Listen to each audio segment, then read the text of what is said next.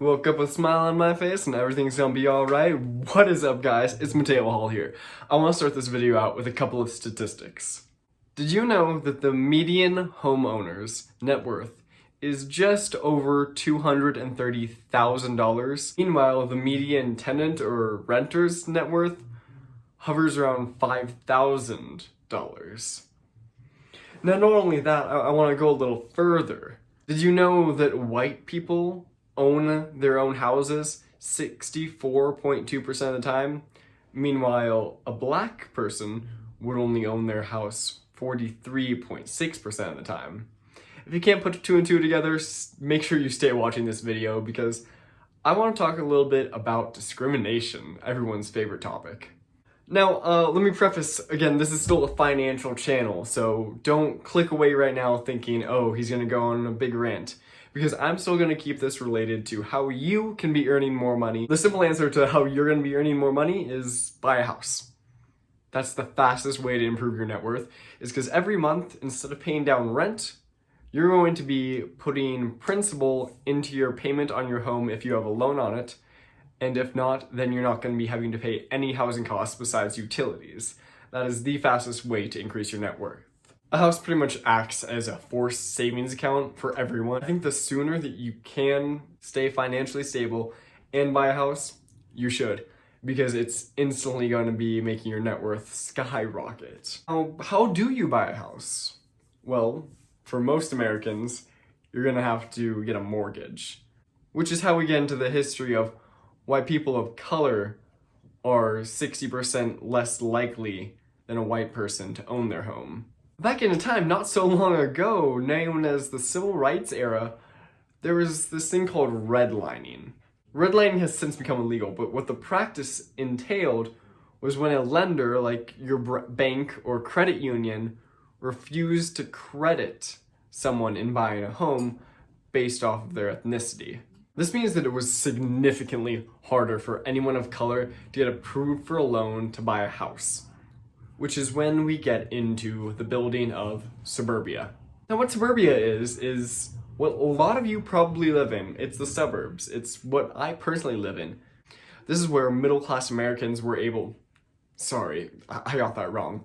White middle-class Americans. They were able to come into one area and go around people that are like-minded, get that traditional American dream experience, the white picket fence, neighbors that love each other, and the good old barbecue and street vibration. Meanwhile, let's take Bob and Steve. They're both making the exact same salary, they both went to the same school, they both have a bachelor's degree. Bob makes $60,000 a year as an accountant, and he's white. He is immediately going to be qualified for a loan that Steve, let's actually say Steve's making $80,000 a year as an accountant also, will not get qualified for. The only reason is because Bob is white. That's what redlining is in and of its essence. The bank in question that's giving out this loan would refuse to give Steve a loan just because of his color, because that would reduce home values in that area if they were to do that.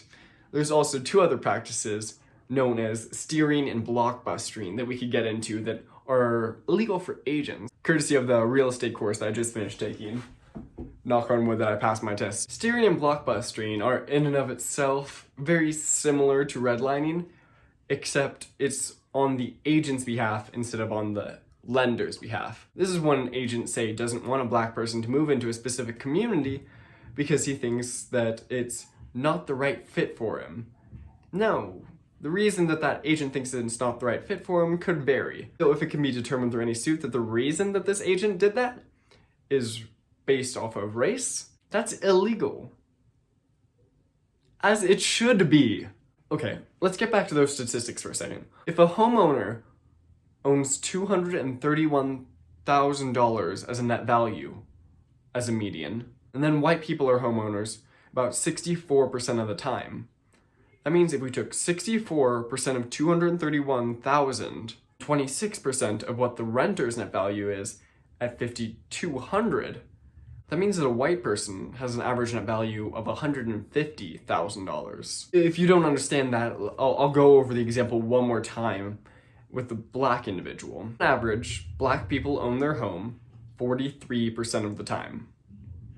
We're going to take 43% of $230,000 as their net value, since that many people on average own homes.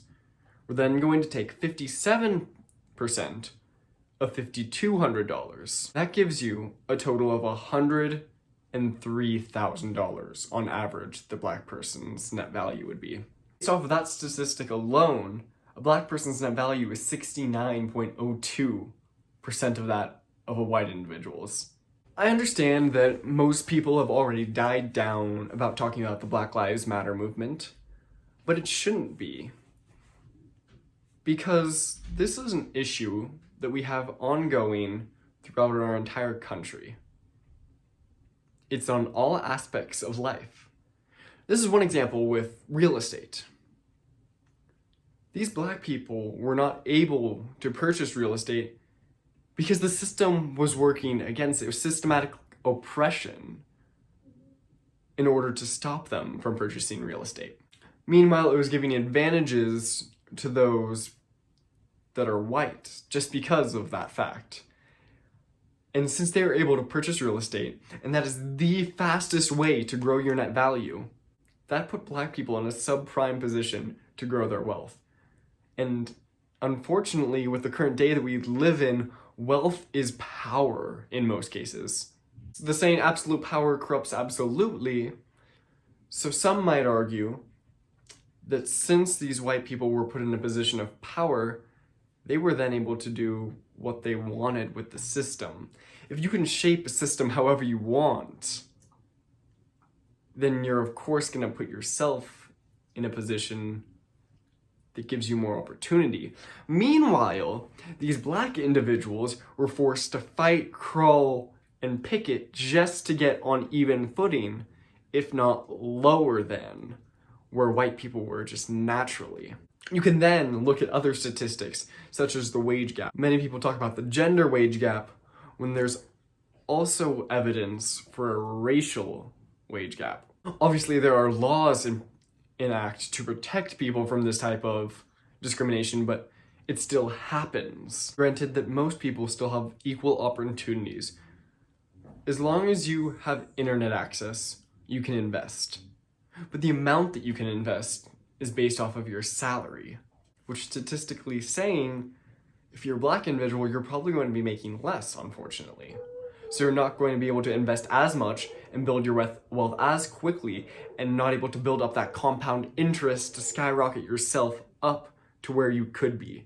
Instead, you're one notch down from somebody who nature is saying that are better than you. Why? Well, it's the systematic oppression that's in our country right now. I'm gonna leave a link down below to a couple of different resources that you could help donate to. This is just one aspect of a much larger pie. It's everywhere. It's in your finances, it's in your social life, it's on the internet. The hype has really died down, unfortunately, for Black Lives Matter, because that's the way that the internet moves, but I feel like our generation, your generation, whoever you are, should make a difference. Make sure to leave a like and a comment on this video so it gets some more traction. Maybe we could get the word out to a couple other people. There's going to be a link down in the description of several different ways to donate. If you click the link to Webull down in the description, it will give 2 free stocks valued up to $1,400. And any stocks that I receive, I'm going to match the value of in a donation to the Black Lives Matter movement. Thank you so much for watching, and remember to come back next time, and hopefully we can be on a little bit brighter of a topic, and I can help you guys continue your financial journey.